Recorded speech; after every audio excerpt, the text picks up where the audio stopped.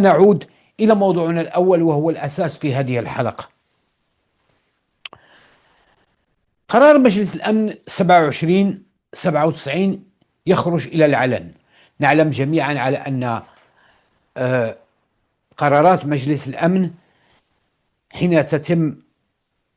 يتم عرضها ويتم التصويت عليها تنتقل إلى مرحلة الصياغة النهائية أو النشر لكي تحظى بالعلنية، أي أنها تصبح داخل أرشيف الأمم المتحدة. عادة القرارات تصدر 7 أو 8 أو 10 أو منتصف النهار وتنشر ليلته أو تنشر اليوم بعده.